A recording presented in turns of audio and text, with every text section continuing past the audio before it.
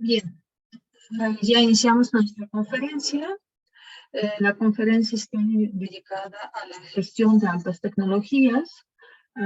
Esta ponencia nos está dando Svetlana Tatárina, la profesora de la Universidad Aeroespacial de Samara.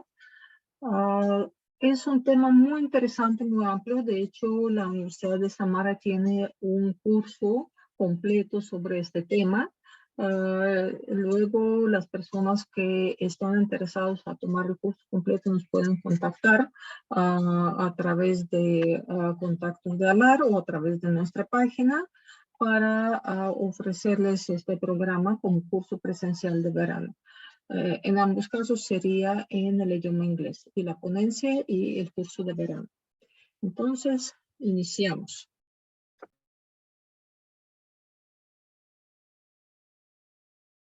And today we're going to talk about startups, about some insights for your startup idea, the problems you may face while launching your own startup, and some hints, advice of how to make your startup more successful. For a couple of recent years, I'm dealing much with startups, with projects that our students launch, scientific projects and business projects, and we are working on how to make them more successful, more efficient, how to make them more profitable for their founders. And I hope that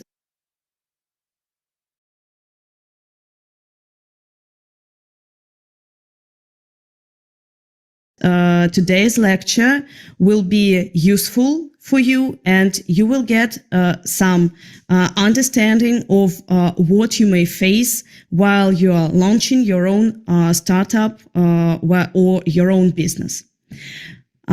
So first of all, to start with, I would like to say a few words about what a startup is, why it is different from the classical business model that we normally face in our everyday life. What is so specific about startups? So startup is the company that is founded to seek, develop, and validate a scalable business model. That is to say, a startup is the foundation that is aimed to work with different business models, to test business models that is most suitable for the business idea that you put in the foundation of your startup.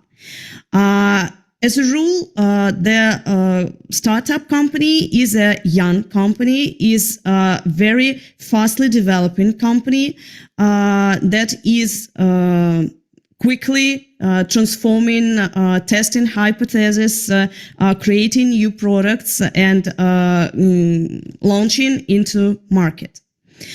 But because of this specific characteristics of a startup company, there are some problems that we normally face when we try to launch the startup company.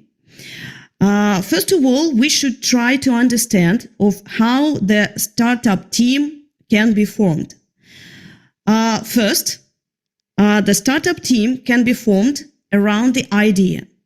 That is to say, you and your teammates gather around some specific idea of some product or service that you would like to introduce to market, that you think will be successful and that you think is needed in the market right now, that will be useful for your potential customer. This is the one way the startup team may appear, when you gather around some idea that you believe in and that you want to develop. The other way the startup may appear is around the leader.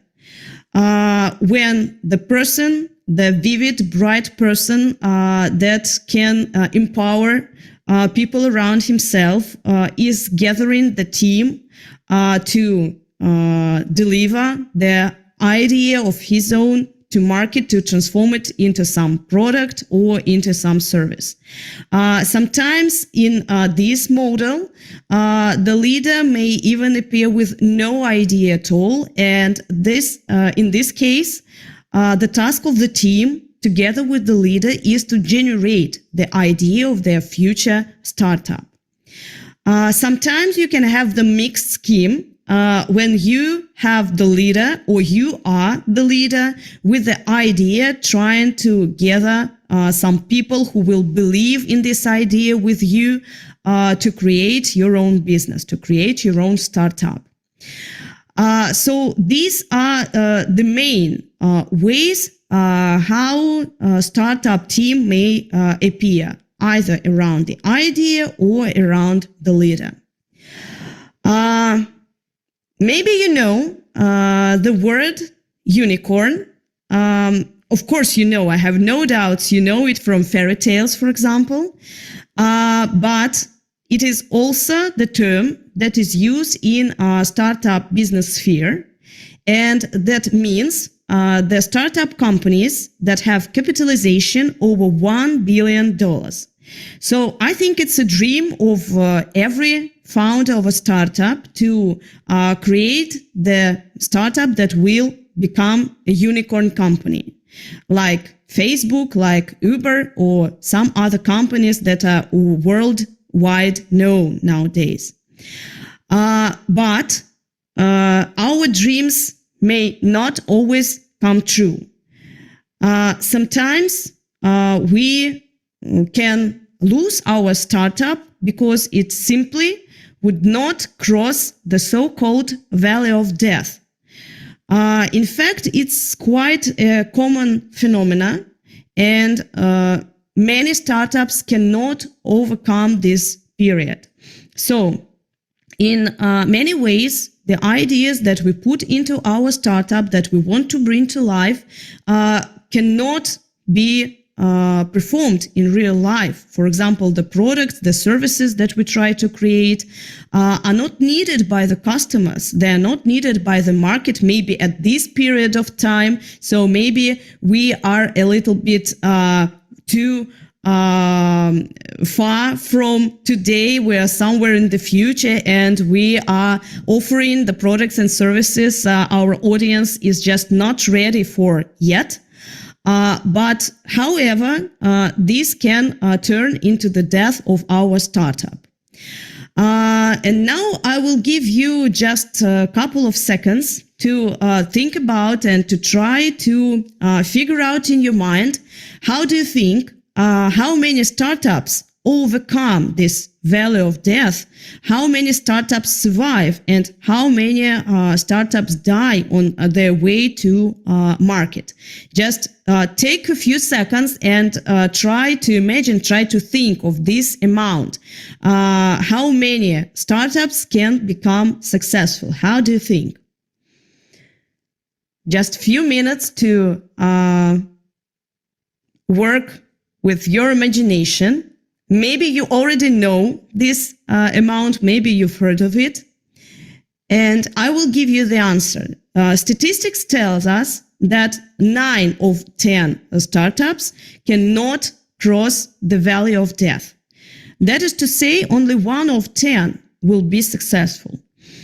And this is what really happens in our everyday life, in our everyday business life. This is what we face when we work with startup teams, including teams in our university. And we face that not all of them manage to make their way to the market and manage to be successful. That is to say, even less of these startups, of those startups that manage to survive, become unicorns. These are really rare animals in business world, and not every startup can reach this capitalization.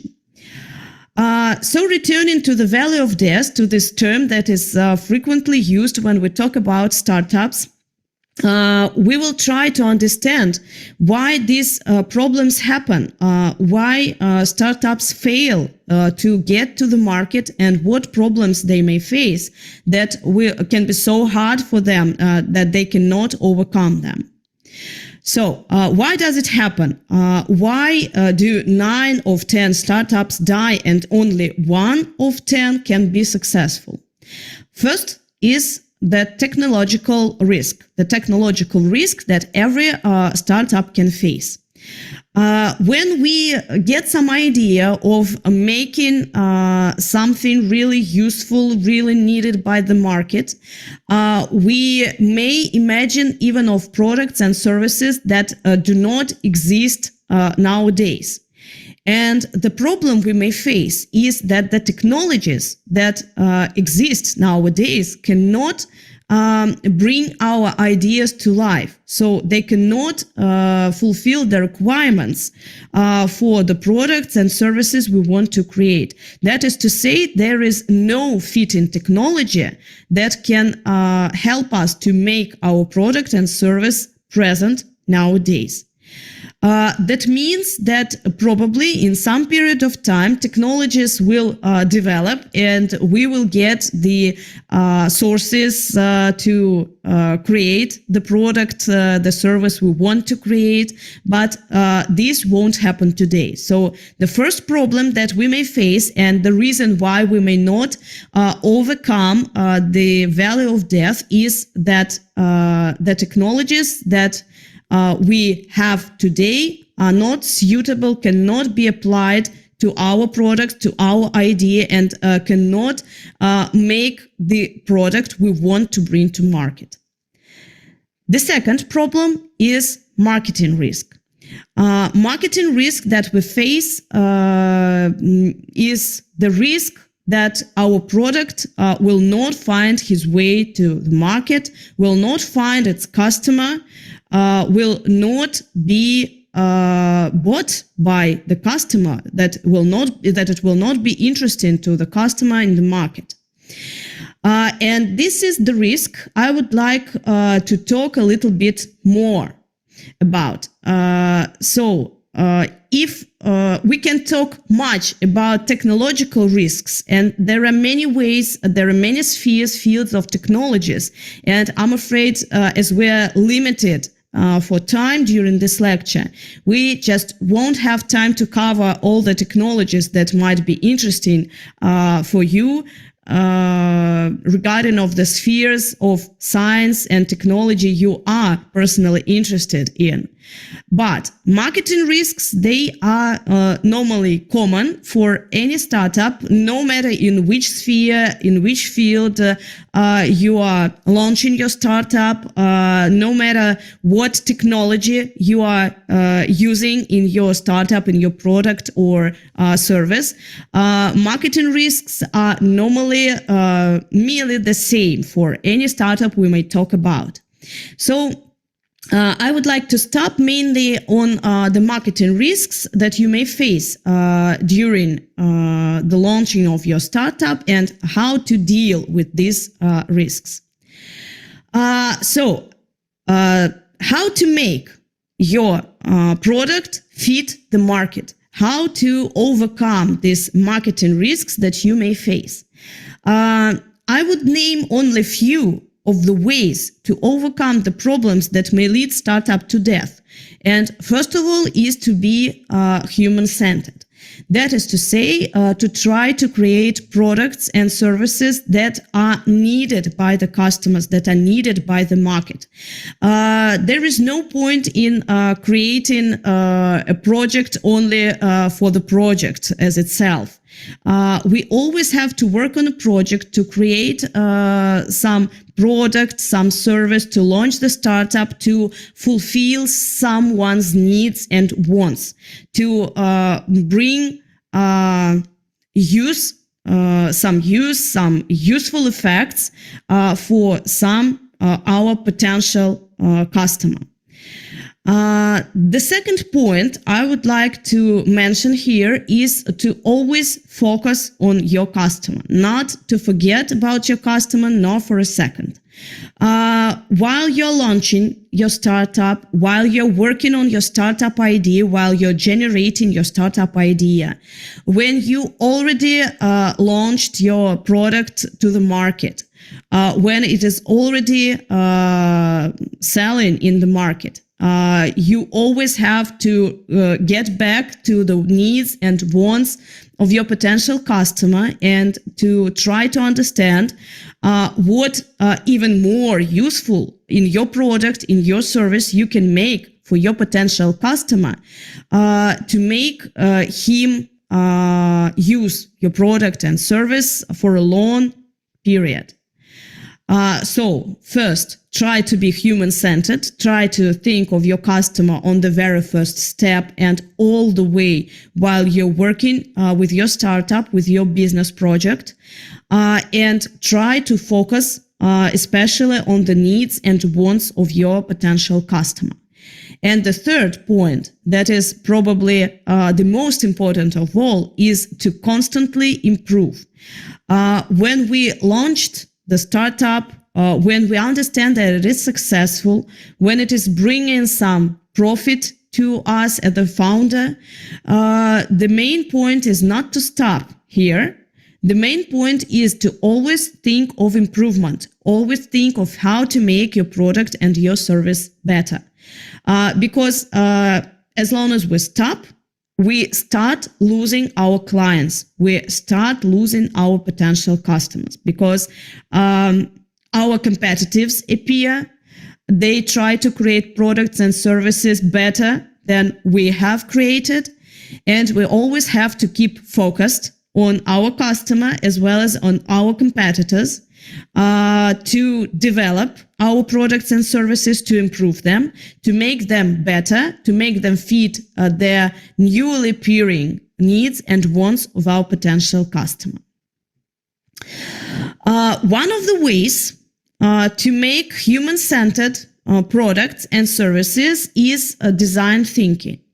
And now I will tell a little bit more about this methodology, about the method of design thinking and how it can be used in startups while you're launching your startup, while you're thinking of the idea of your product or service, while you're working on your market, on defining your market and your potential customers. I will try to give you some understanding of what design thinking method is and how it can be useful on your way to launching your startup. In fact, the methodology, the method of design thinking appeared relatively long ago in past century, around the 50s or 60s of the 20th century. And at first, it appeared in the sphere of engineering and design. Then it transformed to IT sphere, and now design thinking is applied in many various spheres, not only where physical products are produced, but also in the sphere of service production. So when we do not create some physical material objects, but when we perform some services for our potential customers. Why is design thinking useful? Why it may be useful? This is the method that helps us to work on the first goal, to make human-centered products and human-centered services, to solve problems of our potential customers in human-centered way. That is very important because creating human-centered products and services is one of the steps to success, to successful startup. Because successful startup can appear only when we create products and services that are wanted by the market, that are wanted by our potential customers, that solve some of their real problems they face in their everyday life. And design thinking is the good method to solve complex problems that don't have some easy answers, that need some complex, difficult solutions. That's why design thinking is now used in many different spheres, in engineering, in IT sphere, in sphere of governmental administration, in education, in many, many other ways where we need complex solutions for difficult problems. And we want these solutions to be human-centered, to be focused on our potential customers. In the corner, you see the mark of Institute of Design of Hasse-Plattner at Stanford, the so-called D-School. Stanford D-School.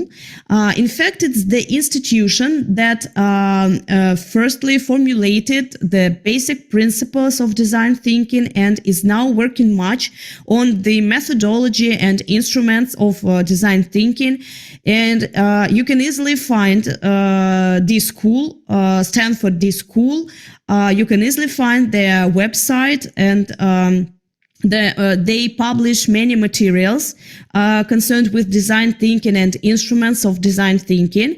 They are translated in many languages. Of course, they're presented in English and in some other national languages. You can also find the translation there. So I advise you to turn to their website and to get acquainted with the methods and instruments of design thinking deeply. Because we unfortunately don't have much time to work with and to talk about every instrument and all the specific aspects of design thinking methodology today. But if you get interested in this method, you can find lots of materials on the website of Stanford D-School. So what is design thinking method constructed with? So what parts it consists of? There are 5 main steps that we have to go through while we're working in this methodology, while we're working on the idea of our startup, of our future product or service, and while we are creating this product or service, bringing it to life, bringing it to market. I will say a few words about each of these steps and maybe give examples of some instruments that we may use during every of these steps. So the first point, the first step we normally start with is empathize. The first step is called empathy. I think the word empathy is well known to all of you. What it means in design thinking is that we try to stand in the shoes, to walk in the shoes of our potential customer.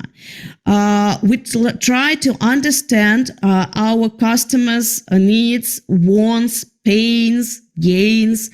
We try to understand what problems he or she faces, and try to figure out how further steps, how we can solve these problems for our potential customer. So empathizing means getting in the steps, getting in the foot of our potential customer, trying to understand his wants and trying to create products and services that are suitable for this potential customer. How we can achieve, with which instruments we can achieve the effect of empathizing, how we can imagine ourselves as a customer. First of all is interviews. I think it's one of the most popular instruments. That is to say, where we go directly to our potential customers and ask about their problems, about their needs, about their wants, trying at the same time to think of the products and services we may offer to these our potential customers. There is a special methodology that is used to carry out these interviews more efficiently. There are problem interviews and there are solution interviews. They are a little bit different. In problem interviews, we try to get the understanding of the problems our potential customer faces. And in solution interviews, we try to understand whether the idea of the product we want to create, the product or service we want to create, will help our potential customer to solve his problems, whether it's what he wants or not, whether we can solve his problem with the product or service we try to offer. Or maybe it's the wrong way and we have to think of some other way to try and solve his problem. So normally, first we are holding the problem interview just to try to understand what problems our customer is facing. And only then, when we focus on some of his problems, we can carry on with the solution interview, offering some products and services for the solution of these problems. When we are exploring our customer, our potential customer, we can use the instrument that is called empathy map.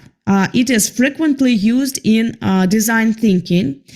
I won't talk much about how it is working, how this instrument is working. You may search and you may easily find the form of this empathy map. The main point of the empathy map is to give the deep description of our potential customer. So it's not just the segment. When we say, for example, that our product can be suitable for example, young men and women aged 18-25 who travel to work by car, for example. That's just my imagination. But when you create the empathy map, you describe your potential customer in very, very direct way. So you not only say that it's a young man or that it's young men and women aged 18-25. You name directly that, for example, it's an female, 23 years old, who is getting to work by her own car. And furthermore, we carry on with the description of what she is thinking, what she's seeing, what she's hearing, what she's facing, what are her pains and gains. So we try to depict our potential customer as directly as we can. It is more useful than just naming the market segment, for example, young men and women aged 18 to 25. Because when we describe a particular, peculiar and 23 years old, we can imagine this girl, this woman as, for example, our neighbor, our sister, or our friend, and we can describe her problems, her thoughts, her wants better than just the problems of the segment of the market. When we are talking to our potential customers, when we are asking questions, when we are carrying interviews with them, we have to try to be very understanding, non-judging.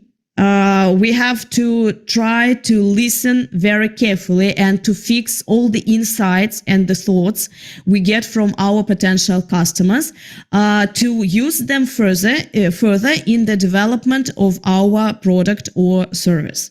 That is very important. So we don't need to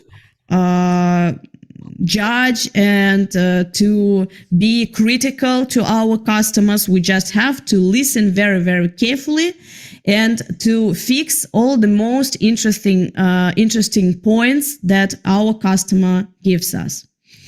During the interviews, we really may get the insights of how our product and how our service should look like, should work, what specific features it should have. Sometimes we may go to carry out the interview with one idea in our hand, and we may return from the interview with completely another idea. So we may turn our startup idea upside down because we may get some insights from our potential customers from the interviews with them. And that is very useful to go out and to talk to your audience, to talk to your potential customer. Because other way, when you are working on some idea that you may think is brilliant, but this may be your mistake. This may be a problem for you. And this idea you're carrying out may be brilliant only for you, but many others may not think it is. And in this respect, the easiest way to create the product that will be wanted in the market is to go and ask directly what problems our customer have, what is his needs, wants, and how we can solve his problems in the most efficient way. The better way, once again, is to go and ask. So this is the first step when we try to empathize with our potential customer and try to search the problems of our customer that we may solve with our product and service. The next step is definition. We have to define which of the problems the customer named in the interview we may solve, we want to solve. Because normally during the interview we have the variety of these problems that we may solve, but we have to pick some specific one that will help us to create the product and service within our startup. Here we have to understand which problem of our customer is the strongest, which demand is the strongest, and try to fix his problem or try to offer something he's wanting, that is to say, to fulfill his dreams, his wishes, or to solve his problems. The products and services that help the customer to solve his problems or to fulfill his wishes turn out to be the most successful in the market. As long as we have focused on our customer, as long as we have defined the problems or the problem that we are going to work on further, we go to the third step, is the ideation. So that is to say, when we have the customer, when we have his problem, now it's time to think of how we can solve this problem, which product, which service we may create to make his life better. On this step, we may use the typical instrument, for example, as brainstorming, for generating these ideas. Normally, here we work in the team. In fact, startup is always normally a teamwork. It's very hard to make a startup on your own. So the first step you have always to think about is creating a team. And in design thinking process, we also normally work in teams. And ideation is always better when we work in team, when we share our ideas. There are several rules how to make brainstorming, how to make ideation process more efficient. That is to say, we have to propose as many ideas as we can in order that the amount will turn into quality. The more ideas, the more we will have to pick from. Sometimes even the craziest ideas may work. So our aim is not to criticize our partners, our teammates, to accept all the ideas that are proposed, to fix them. And then the second part of the ideation process is to choose the ideas we will work on further. So on the first step of ideation, we can generate as many ideas as we can, even the most strange ideas, even the craziest ideas, because sometimes they work. We really see it in practice. We don't have to criticize our partners, our colleagues. There is a good instrument that is called yes and. For example, when we do not agree completely with the idea proposed by our partner, we do not have to criticize his idea, but we may say we may work on this idea together. We may say, yes, and I also think that we can make it better by doing this, this, and this.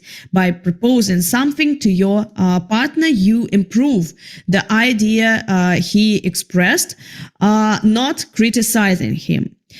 Then you, when you have a big amount of ideas, you have to pick few ideas that you will carry on in your future work in design thinking process, and then you will try to prototype. If you have, for example, a dozen of ideas, it will be hard to make dozen of prototypes and to test them. So you should put your ideas to some range. You should pick the best ideas, the first, second, and third best idea, and all the rest put in some range from 1 to 10, for example. And you always start with the first idea, with the one that you picked as the most interesting of all. You go to prototyping and testing it, and if something doesn't work, you may turn to the other ideas, to the second, the third, fourth, and so on. But it is hard to prototype and to test several ideas at the same time, so you will always have to prioritize them, to range them, and to start with the idea the team thinks is better of all. So you have ranged the ideas, you have picked the best one, and the next step you go to is prototyping. Prototyping means creating some MVP of your product or service, is creating some prototype that you may further test on your potential customers. It is very important to make the prototype as cheap as it is possible, and to create the prototype as fast as you can, because quick and cheap prototyping is the best way to test your idea. If creating the prototype takes you long time and lots of money, lots of financial resources, when you go to testing and find out that something is wrong, that prototype is not working, that your potential customer is not interested in this prototype, that means that you've wasted lots of time and lots of money. The best prototype is cheap and fast. In this case, if something is wrong, if you were mistaken with the idea, if you were mistaken in the realization of your prototype, in the performance of your prototype, that means that you at least won't waste much time and money on creating this prototype. So try to make it as fast as you can, as cheap as you can. In fact, the prototype may be performed in many different ways. It may not only be the final product, some variation of the final product, but we can also make the prototype with the help of some storyboards, some filming scenarios of how your customer may interact with the product or service you try to perform. So it should be something that you can show to your customer and get feedback from your potential customer to understand whether your prototype works or not, whether it's what your customer wants or it is not. So it's not always the some part of some example of your future product. Sometimes it's something more simple. For example, storyboard that tells how your potential customer will interact with your product or your service. And the other step, the last but not the least, is testing your prototype. This is the step when you bring your prototype to public, when you show it to your potential customers. Normally it's some focus group that is trying to interact with your prototype, to try your prototype and give some feedback of whether it's what they wanted, whether it helps to solve their problem or not. Do you need to improve something in your prototype? How you can make your future product or service better. The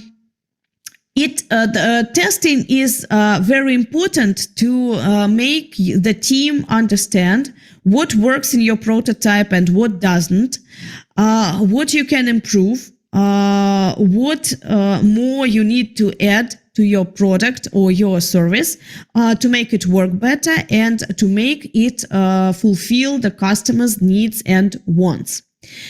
There are several ways of testing. The first and the better one is when you can give the prototype to your potential customers, to the focus group, and you can just watch how they interact with the product and service. You do not have to explain anything to them. You do not have to show them how the product works. They are interacting with it on their own, and you're just watching and fixing their reaction, fixing what they think is good, what they think is bad about your prototype. This is the one way, the best one, but sometimes it is not possible to make testing in this way when the prototype cannot work without the help of their creators. And in this case, you carry out the assisting testing when you show to your potential customers how the prototype may work. You direct them which button they have to press, what they have to make with your prototype, and fix their reaction. The most important probably thing is to fix the feedback the potential customers, your focus group is given to you, because it's the most important that we can get from testing our prototype. These are the hints, the insights that help us to make our product better. The insights that tell us what we can improve in our product.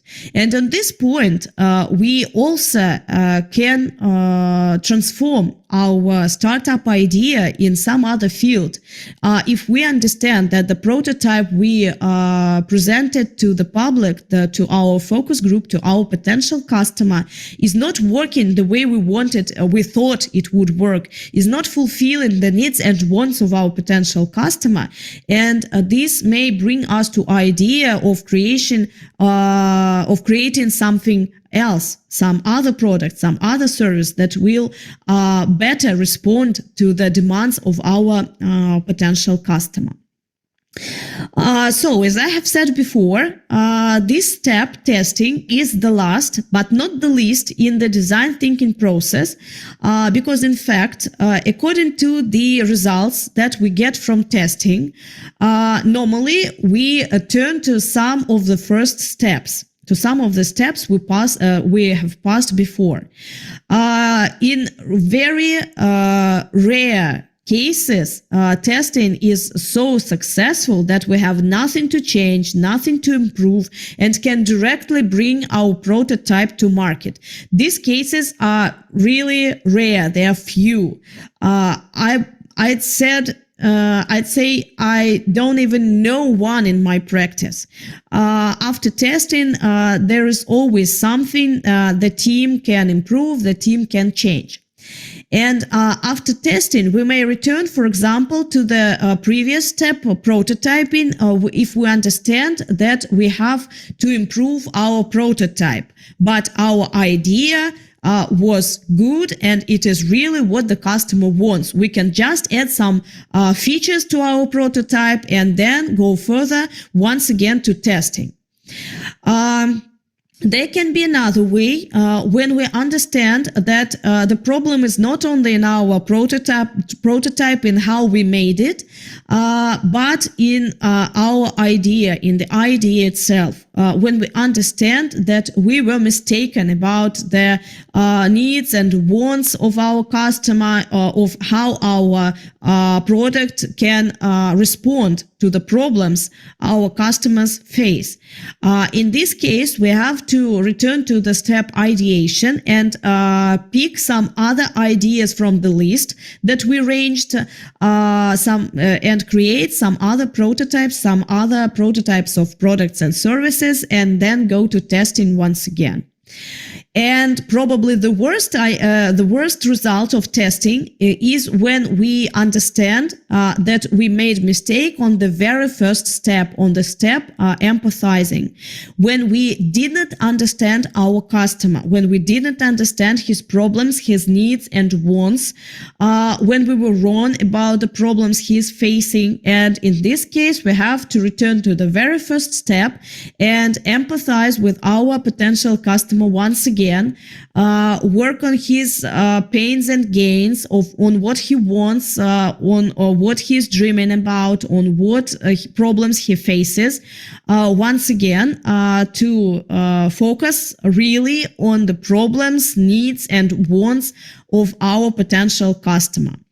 And then we will have to carry out the second, third, fourth step once again, and only then go to testing our new prototype.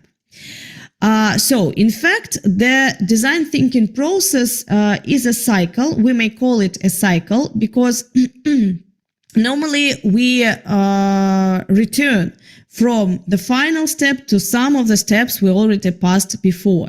And this really helps us to improve and to create these human-centered products and services that we are talking much about today. Another thing I would like to tell you about, another thing that may give us useful insights while we're working on the idea of our startup, is the so-called HADI cycle. In fact, design thinking process is also a cycle itself, and in fact, this HADI cycle is integrated in design thinking process. What this cycle means and how it all works. So, HADI are the letters that fix the words H stands for hypothesis, A stands for action, D stands for data, and I stays for insight. So how it all works? We always start on every step when we are launching our startup, when we are thinking of the idea for our startup, when we are thinking of our product or service, when we are thinking of how we will create our product or service, we always start with the hypothesis.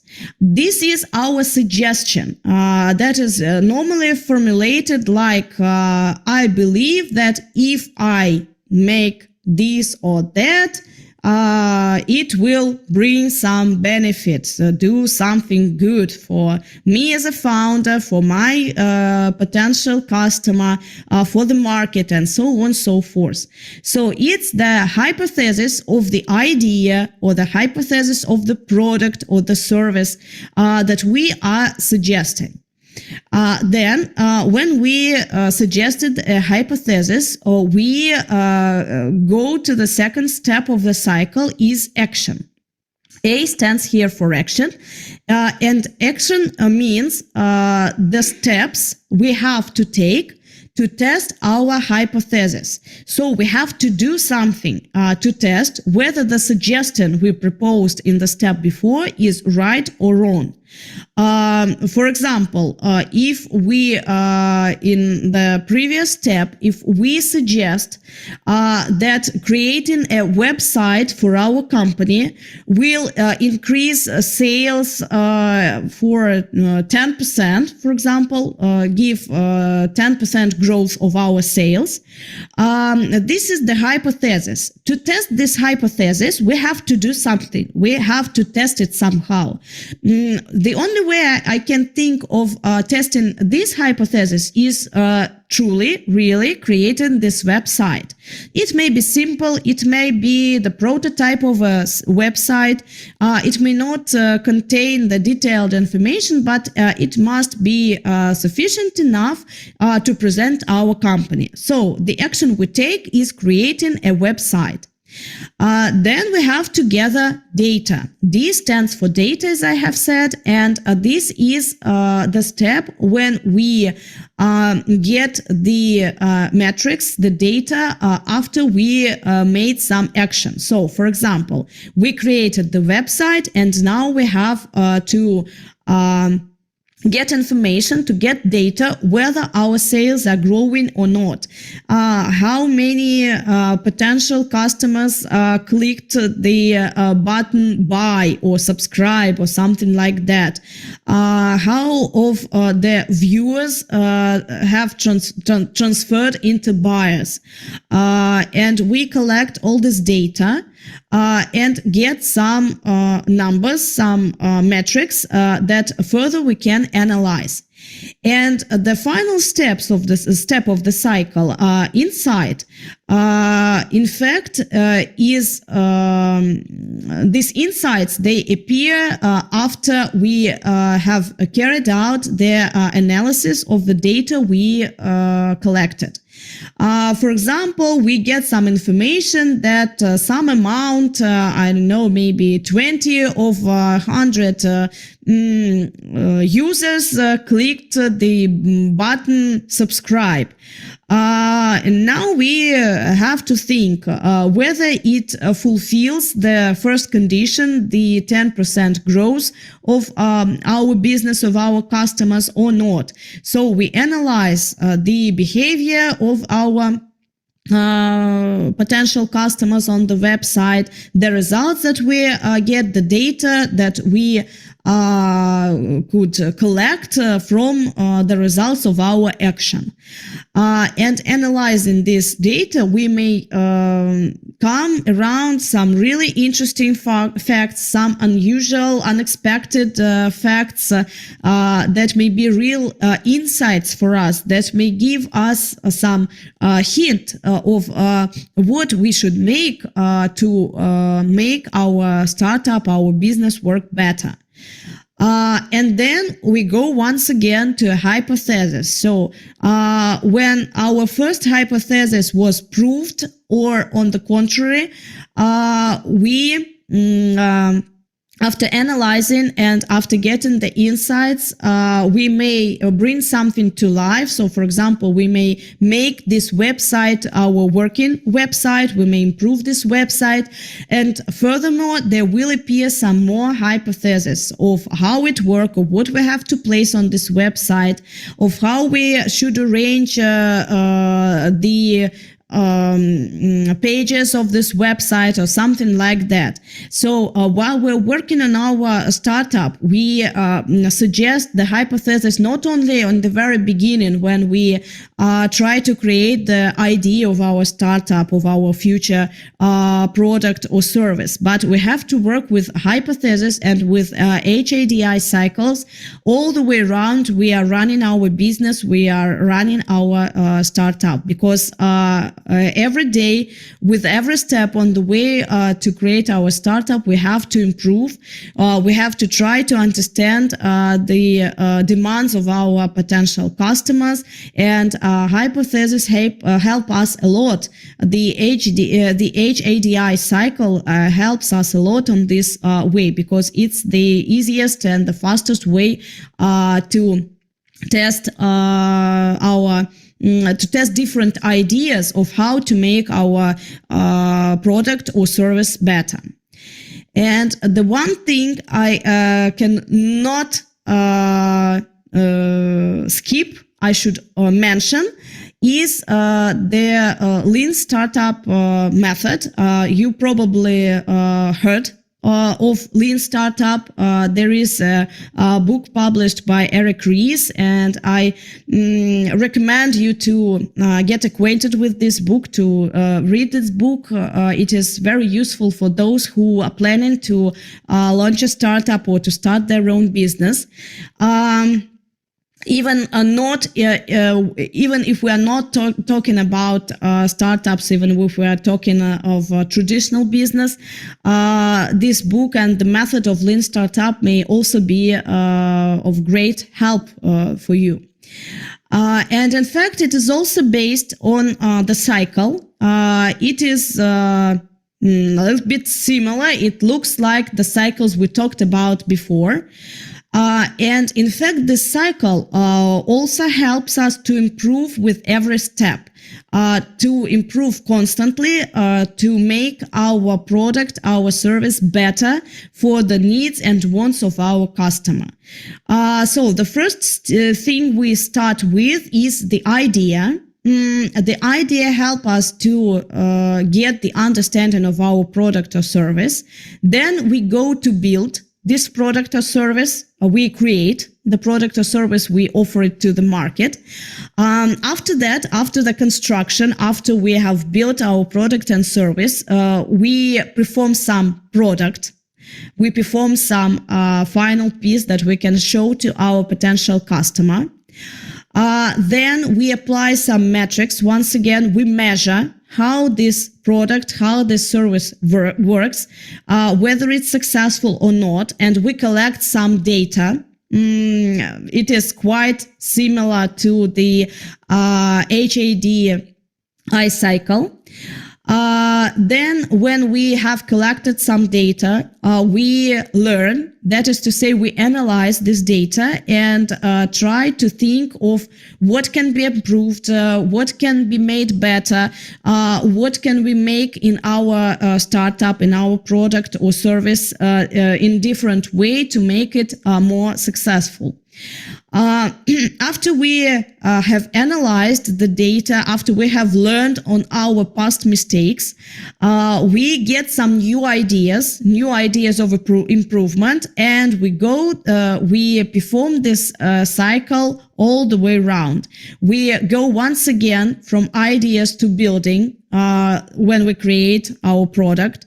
Then we once again measure whether this product is successful. We collect some data, we analyze some data, we learn on the basis of the data we have collected and analyzed.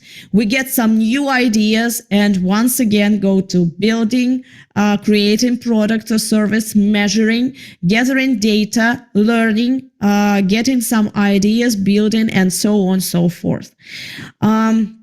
If you think that a startup is the short-term project, that will end up in about half a year or two, and you will not have to constantly improve, that you have created the product and service, and then you can live easily all the rest of your life. I should disappoint you in this way and say that it is not exactly like that.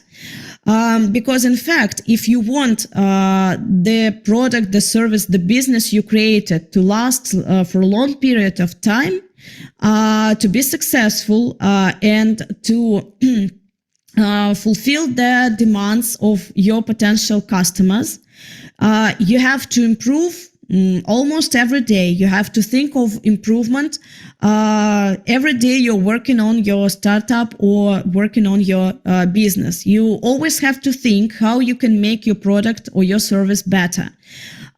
You should always think and try to figure out what wants, needs, wishes and problems your potential customer may face in the future, and how your product can answer these demands of your potential customer. So these cycles are never ending. You're always spinning within your startup or within your business. You're always trying to improve. And I think the last thing I would like to focus on, returning to the insights, is that you may get the insights of how to make your startup or how to make your business better on every step of the development of your startup, of your business, of your product or your service. While you are interacting with your audience, with your potential customers, while you are carrying out interviews, while you are carrying out testing of your prototypes or your products and services, while you are gathering and analyzing data of how your potential customers interact with your products and services.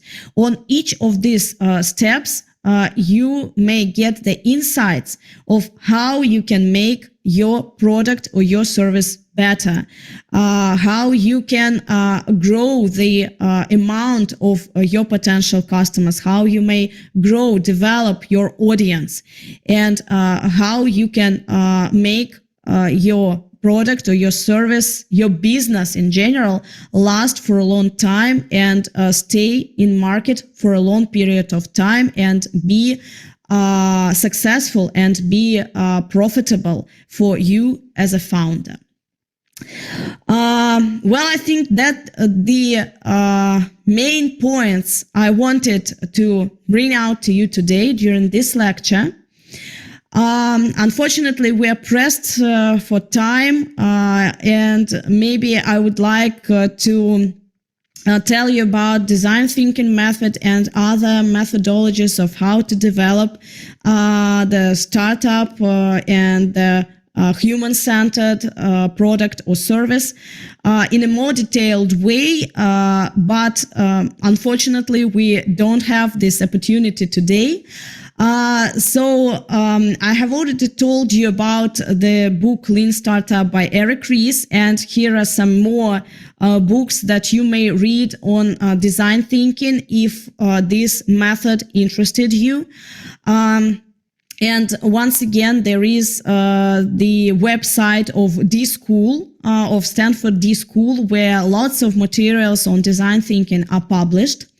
And I highly recommend you to get acquainted with some of these books or with the materials from this school, because in fact, this method is really useful, really helps to create products and services that can survive in the market, that your customer will want to buy.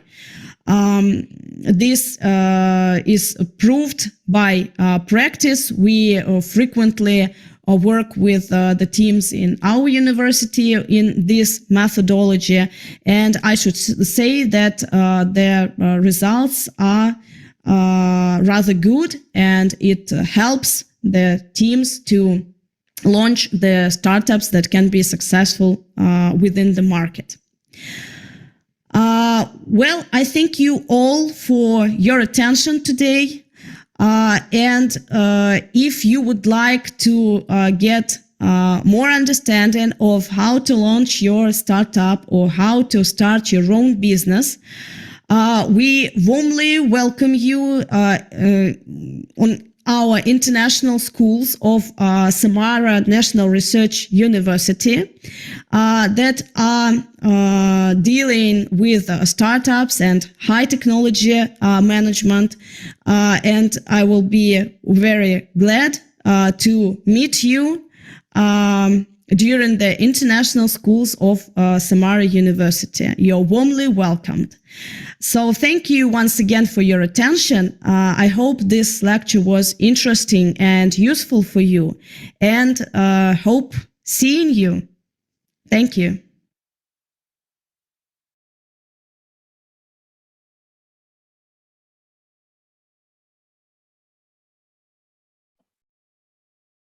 Ну что же, большое спасибо всем присутствующим за внимание. Muchas gracias a todos que estaban aquí presentes viendo.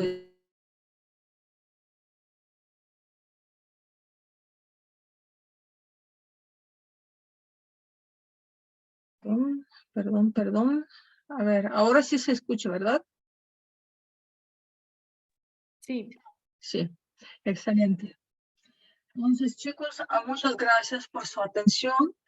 Muchas gracias por estar con nosotros en estas conferencias. Espero que encontraron algo interesante en nuestras ponencias, en esta ponencia en particular, porque este tema de startups es muy importante en nuestros tiempos.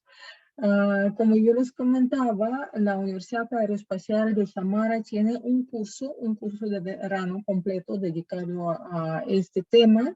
Si alguno de ustedes está interesado y quisiera este próximo verano de 2023 viajar a Rusia para tomar el curso completo, muy bienvenidos. Ustedes tienen que contactarse con nosotros.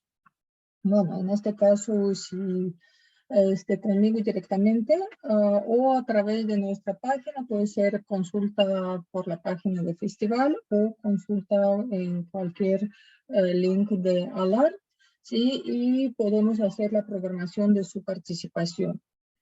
En este momento estamos terminando las conferencias del día de hoy.